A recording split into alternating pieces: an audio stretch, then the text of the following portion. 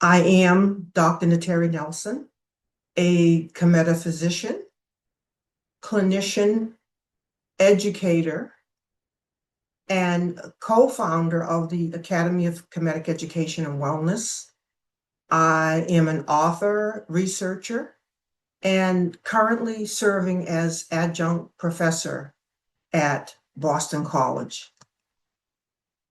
And I want to begin by sharing with you, beloved African community, how delighted I am to be present here today, presenting at this ASCAC conference, which is giving voice to our ancestors in Earth's urgent moment in history.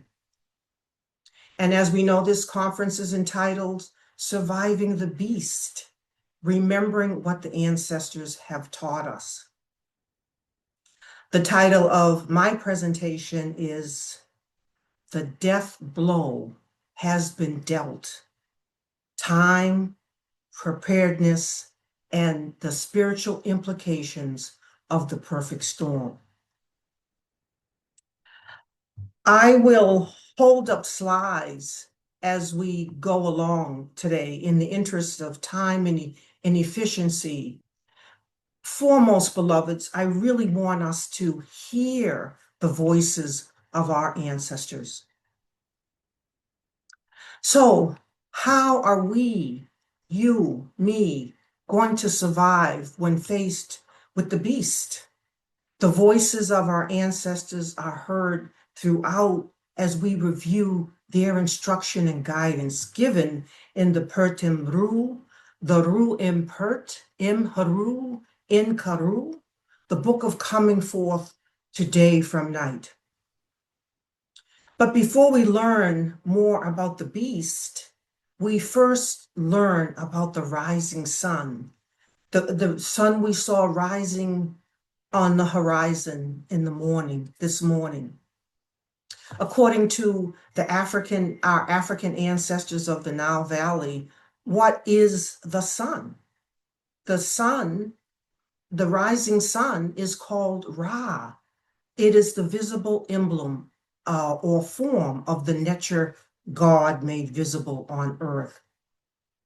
It is Ra who, in a cyclical journey, sails daily across over the sky and through the underworld in his bark of millions of years. And I'll hold up this image of Ra that we may see.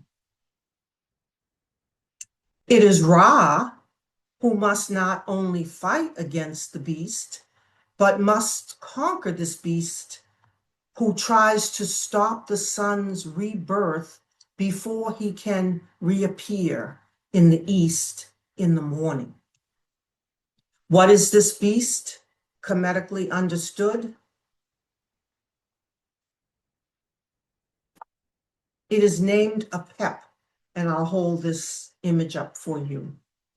It is a monstrous serpent, an enemy of Ra, and the personification of evil, darkness, and the darkness of the darkest hour of night, Isfet, chaos. We further learn, beloveds, that it is the rising sun, or Hru, that must conquer this beast before the sun can reappear in the east. In our Kemetic wisdom story, many of us know that Hru is the son of Asur and Aset. So here we see Hru, the son, the S-O-N, of Asur and Aset. This is our divine trinity of Asur, Aset, and Hru. We see Hru here. This is our divine trinity. We see Hru, Asur, Aset. Pictured the divine trinity of our Kemetic ancestors before the divine trinity in a later Christian dispensation.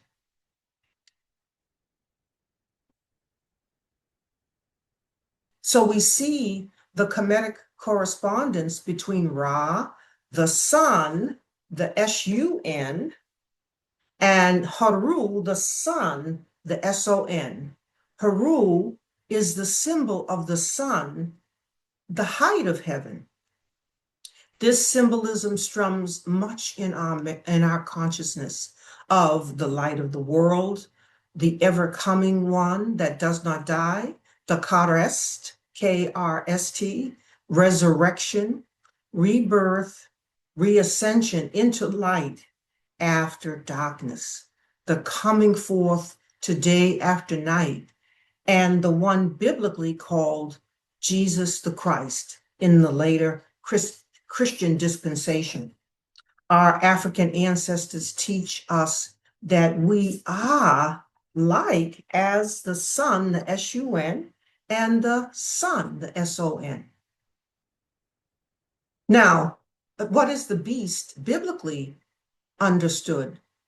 We turn to the Bible verse, Revelations 12, 7, and 9. And the great dragon was cast out, that old serpent called the devil and Satan, which deceives the whole world. He was cast out into the earth, and his angels were cast out with him. Beloveds, we now live in the midst of the last violent thrashings and writhings of the beast that has been dealt a death blow. To understand what the beast represents is to understand the converging cycles in the perfect storm of which we are now living. As a planet, we observe how we are making a dimensional shift from a material consciousness cycle into a re-spiritualization cycle in consciousness. And I hold up this image here because what I have called the vertex of the V over a quarter of a century ago, the nightly news now calls the inflection point. It is a mathematical term indicating significant change or a turning point in a real world event. And I go over this in my book, The Spiritual Implications of the Perfect Storm, in chapter 17. And so I bring us to this image where we see this V, this vertex in the V. Where are we today in this cycle? So in this diagram, we see the letter V or the vertex, and it illustrates the deepest descent of spirit, that spirit has made its deepest descent into matter. And today, humanity sits perched within the vertex of the V, having reached the greatest point of materialization and darkness in consciousness. And humanity is now in its hard, arduous uphill climb to start turning the corner in the vertex, thus in this uphill climb toward the re-spiritualization in consciousness, represented by this hatch mark here. And as this greater descent has been reached in this cycle, humanity has gradually lost sight of the interconnecting webwork and interdependence between all kingdoms of life, and individualism and greed and cruelty are reigning. The beast, beloveds, is the representation of this material consciousness, most vile, coarse, dense, that now grips our planet, foremost driven by a white supremacist paradigm. We also learn from our ancestors of the Nile Valley.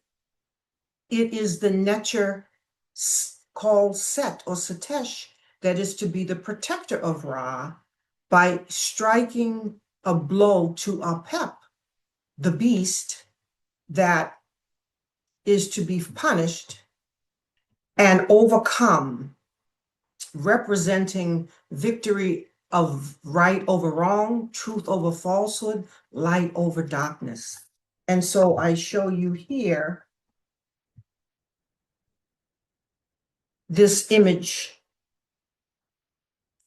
of Set with his spear striking the beast who was coiled underneath the boat of Ra, as Set is to be the protector of Ra. But beloved, stay with me now. We likewise learn in our sacred wisdom text that it is Set who has slain Osir, the father of Hru, and that Hru is the avenger of his father's death. We further learn that it is Hru who is the rightful heir to the throne in the new kingdom of heaven on earth. So there is a battle being fought between Hru and Set, Satan and his followers, called the children of impotent revolt, or the Bedeshet, all composites of the beast, evil, Isfet, all in seeming opposition to the sun, the S-U-N, and the sun, the S-O-N. So how is Set both protector of Ra, the sun, and combatant with her? How, let me state that again. How is Set both protector of Ra, the sun, the S-U-N, and the combatant with Hru, the sun, the S-O-N? And how are these combatants to be reconciled? This, beloveds, is the Kemetic story of laws in creation, maintaining balance in the forces in nature. And we learn through our story, our Kemetic story, to understand the nature of darkness and light, evil and good. We peer more deeply into the vertex of the V and see that humanity has the use, we know that humanity has the use and exercise of free will. What? To choose. To choose what? To act in accord or out of accord with the Necher Ma'at, the laws governing our creation, laws of truth, harmony, balance, justice, propriety, reciprocity, order at work in creation. And so I hold up this Necher Ma'at so that we may see this Necher at work in the laws of nature. Now, the vertex marks the measure of humanity's cumulative successes and failures, and it marks the point of separating the Shemsu Hru, the followers of Hru, and from the Bedeshet, the children of impotent revolt. At this turning point, evil Isfet is palpably felt as a plunge into the accumulation of humanity's wrong thought, word, and deed. Yes, beloveds, a stuckness while grinding to turn the corner, a remaining in a space-time boundary or page or movie which has now run its course, grown lifeless without the light of Ra. So it is Set that is to strike a blow to Apep so that the bark of Ra is not stuck like Velcro at the vertex of turning from night, that of the old form may now be shed, like the serpent shedding its skin, and the light of new day appear. It is Set that assists in turning the TV channel so we don't stay stuck. So we are able to peel a page off darkness, peel a page out of darkness. However, beloveds,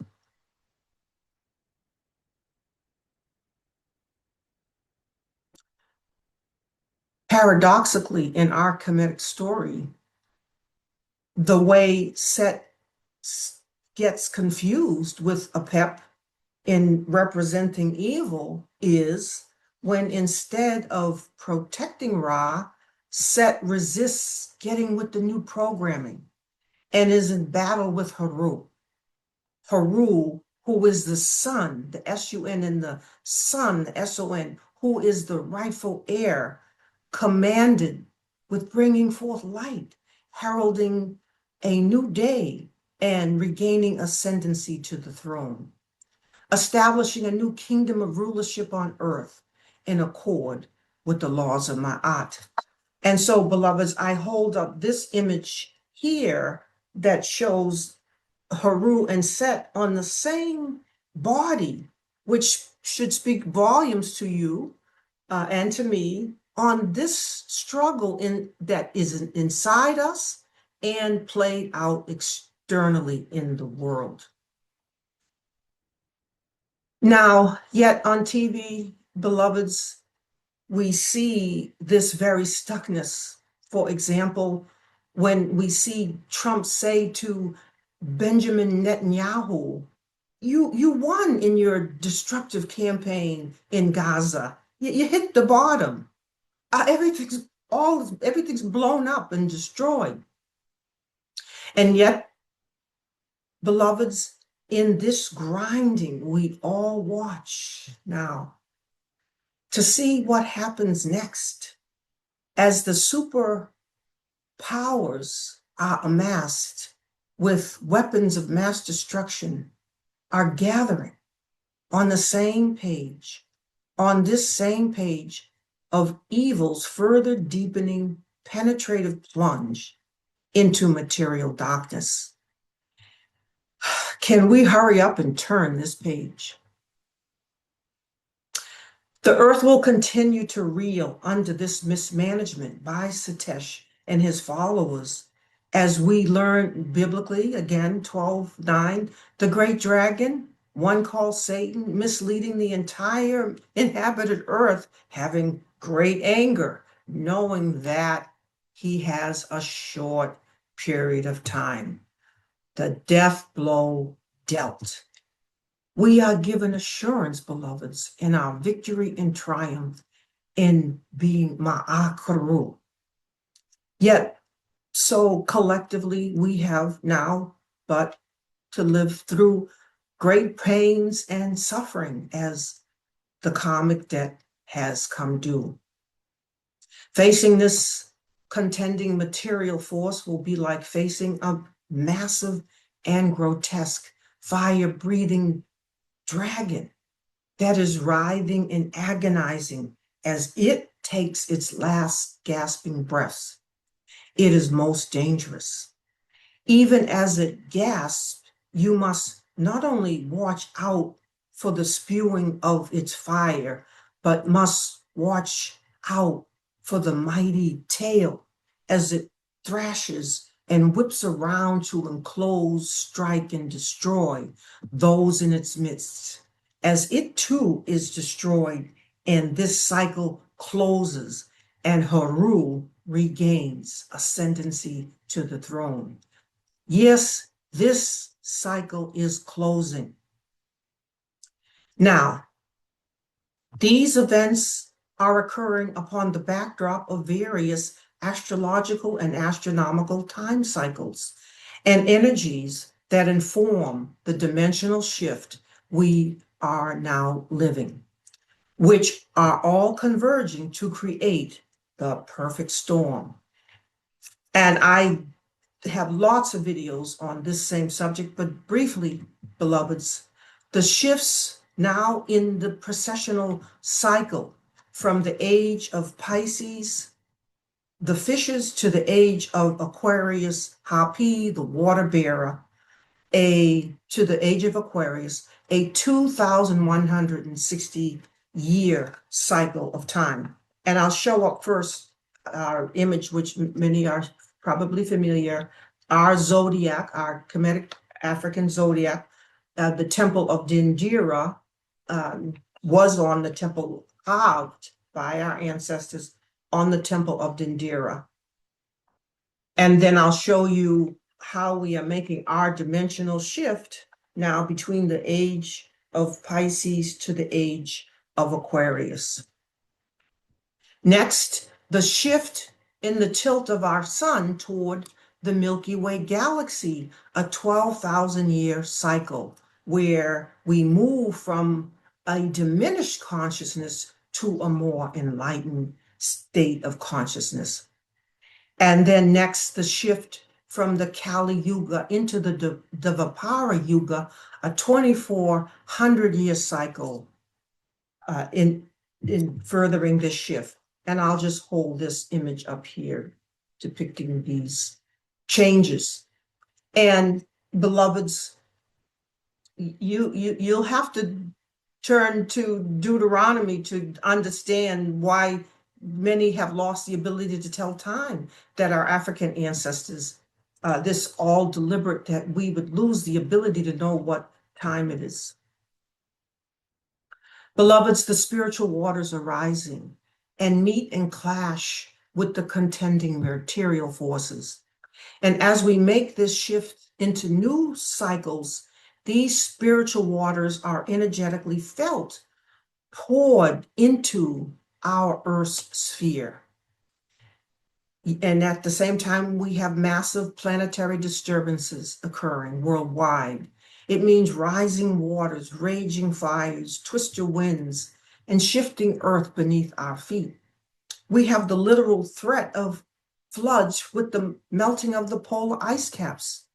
Yet, beloveds, in this perfect storm, to survive, we must keep our focus on the rising spiritual waters, while simultaneously holding the dual view that we now teeter both perilously at the tail end of a despiritualizing, materializing, down spiraling cycle of time with its attendant destructive effects, and beloveds, propitiously, favorably at the doorway of this re-spiritualizing, up-spiraling cycle of time in which humanity and the earth will know unimagined spiritual heights of peace and well-being.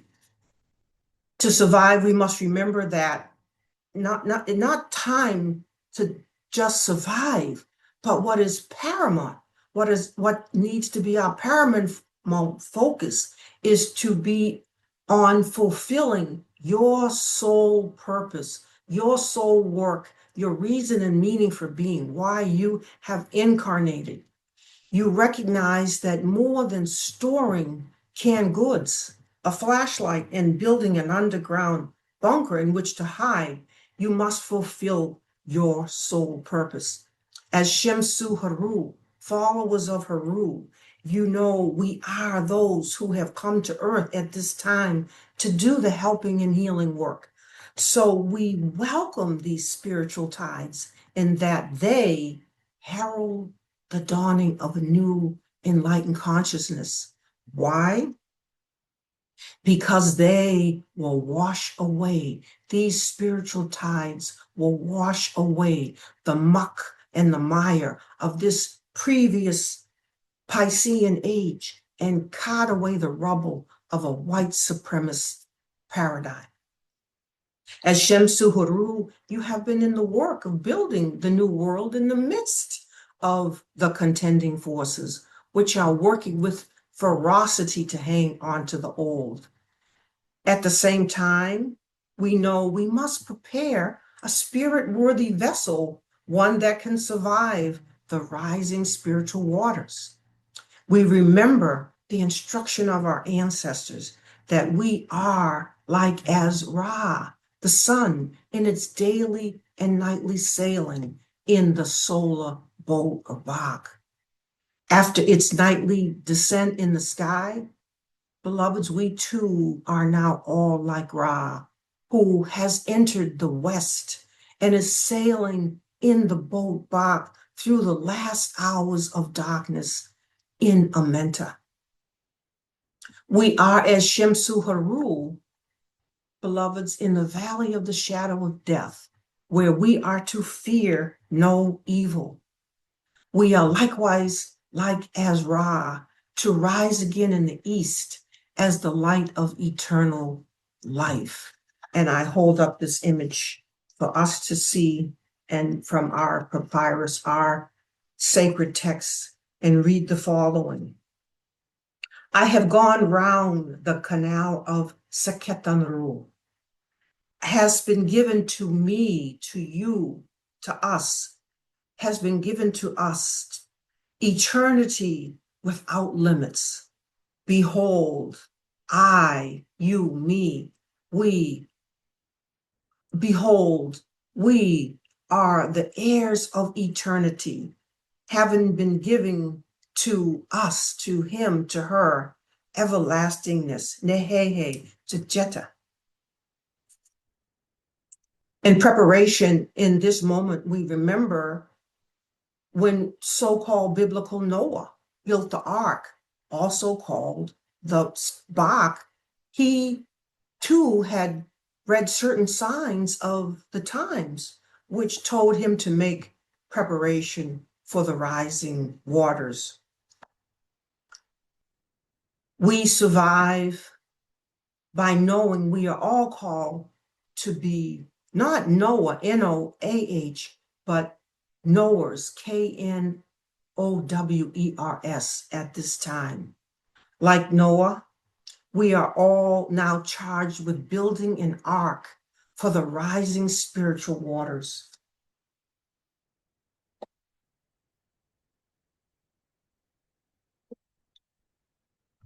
Like the boat of Ra, our seaworthy vessel is the lighted temple, which is you, which is me. We have been building over time. Your ark, your bark, your boat is the 7 soul bodies that make up our constitution, that our ancestors have taught us about in the tree of life, which is our physical, emotional, mental, and spiritual equipment, which is both human and divine, our vessel, our instrument, our equipment. Then and only then will you ride out the rising spiritual waters in the midst of the perfect storm. How do we know we are all called to be Noah at this time? We feel the spiritual waters battering our physical, emotional, and spiritual equipment, waves testing our vessel's spirit worthiness to see if we can bear the higher vibration of this great spiritual impress of energies. The darkest moment, beloveds, before the dawning of the light.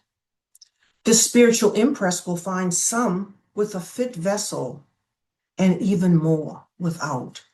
We must face some of the harsh realities of how we have been building our vessel or bark or boat over time to be like as the sun, the S-O-U-N, the S-O-N, daughter, Hru, like as the Karest.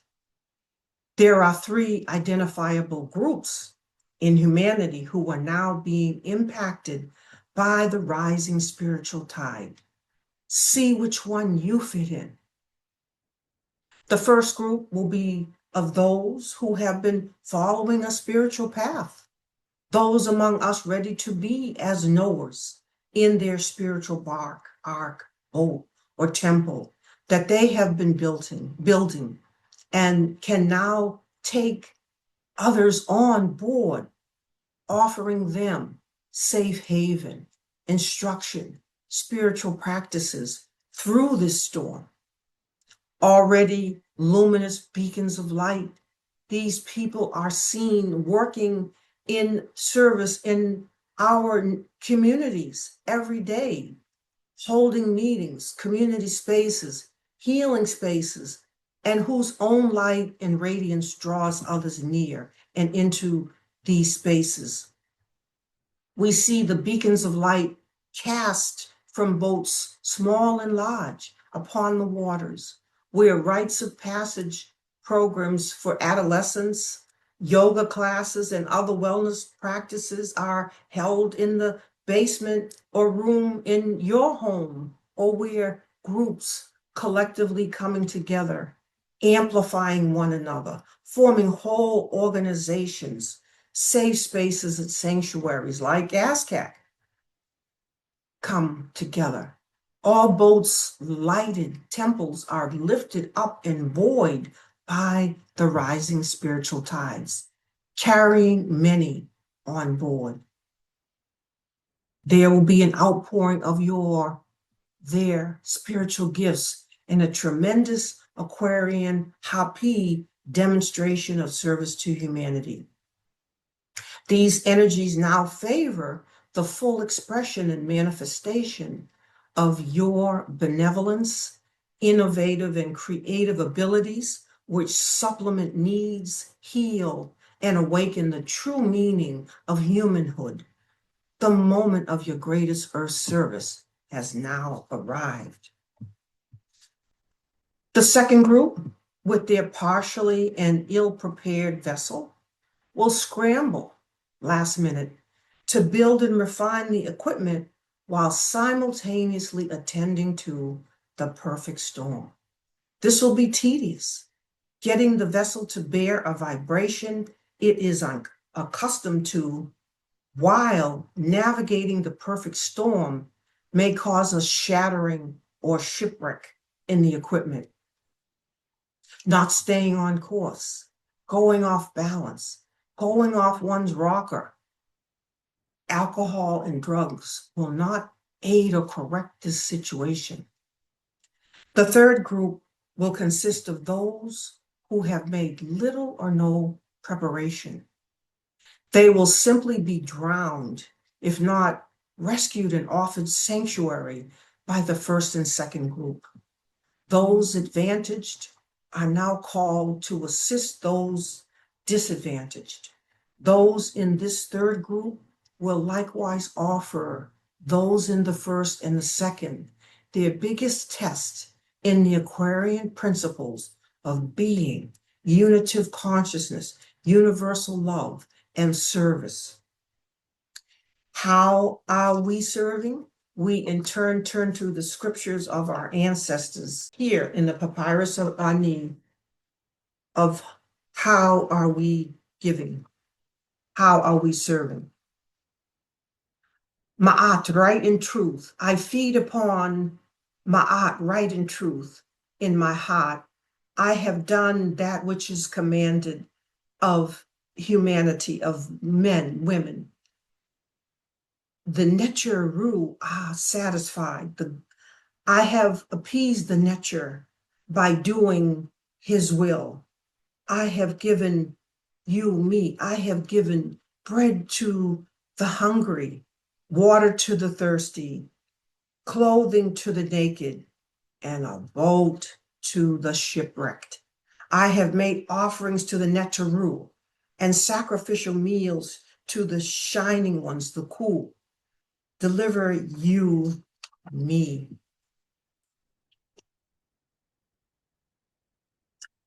More signs of preparation. You are doing your prayers, your meditation, your prayers of protection. You're steep in study and reflection, service and purpose, practice of your disciplines, your diet, exercise. This an effort in order to maintain maximum performance in your work in the world. Your practices enable you to tap into the vortexes of energy. For me, it's whirling. For you, it might be yoga or martial arts. Your safe haven is within you, where storms are not. It has already been established through your meditation and other practices. In your Assyrian consciousness, you tap into the inexhaustible supply within you. You're able to access the fount of all possibility, Aman, within you. You are attuning to the spirit within you for guidance, listening to your Tahushin, inner intuition, higher mind. Your strong sense of purpose compels you to hold in your alignment with the divine will and plan in order to play your part in the sacredization of earth.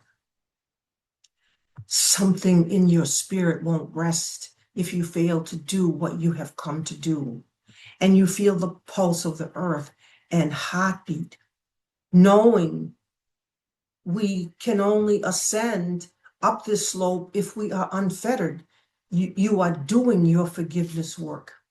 You are doing your healing work of your own impacts and traumas.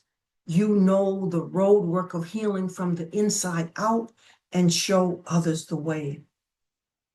In the fiery chambers of your own heart, you are transmuting your own pain and suffering into a luminous healing balm of love and understanding.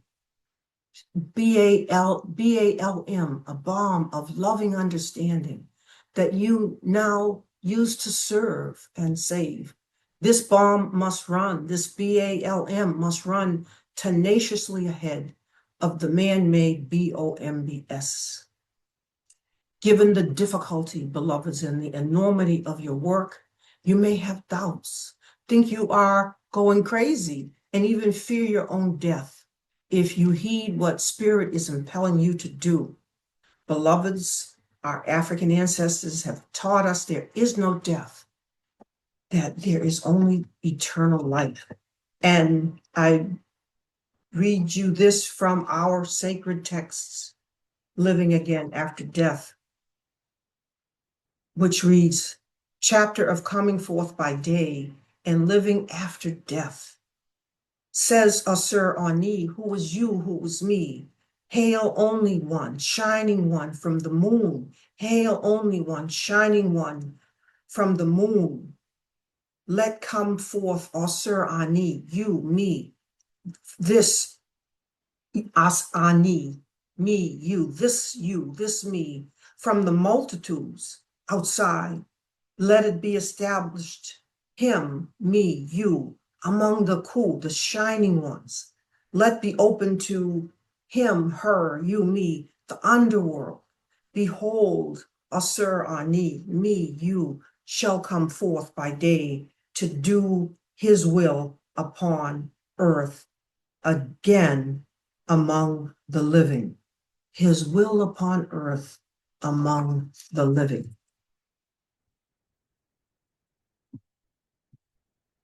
So fear of physical death recedes as you are perched more and more in a continuity of consciousness, you seeing more that death is but a transition from one life into the next. You are overcoming fear of death, knowing our promise of eternal life if we have lived in accord with the laws of Ma'at. And you attune to the inner council chamber of the Most High, the one in whom we live and move and have our being, Lord of all the worlds, Neb of all the worlds. You call by different names, Asur, called by different names. And you seek to build a world more and more in accord with the divinely intended design and purpose for our planet. Beloveds, you are attending night school within the halls of wisdom on the inner plane where you are being rapidly taught by the inner teachers. The AI or ancestral intelligence you download from the ancient records, the outlines of past, present, future events, which are guiding the planet and her inhabitants into sacredization. Be assured that you have awaited this moment for eons long. And even if you have residual doubts and fears, you are prepared, protected, and empowered now for this moment in our Earth's history of reascent into sacredness. The Bhagavad Gita, our brother, sister scripture along the way from the Preparedness to the Bhagavad Gita to the Bible. The Bhagavad Gita says the following: whenever there is a withering of the law and an uprising of lawlessness on all sides, then I manifest myself for the salvation of the righteous and the destruction of such as do evil, for the firm establishing of the law. I come to birth, age after age. The Bhagavad Gita.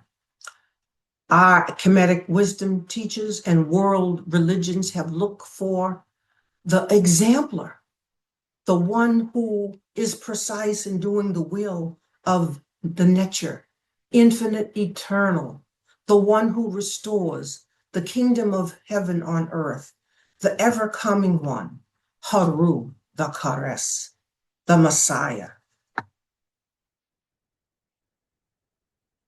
living again in the new kingdom.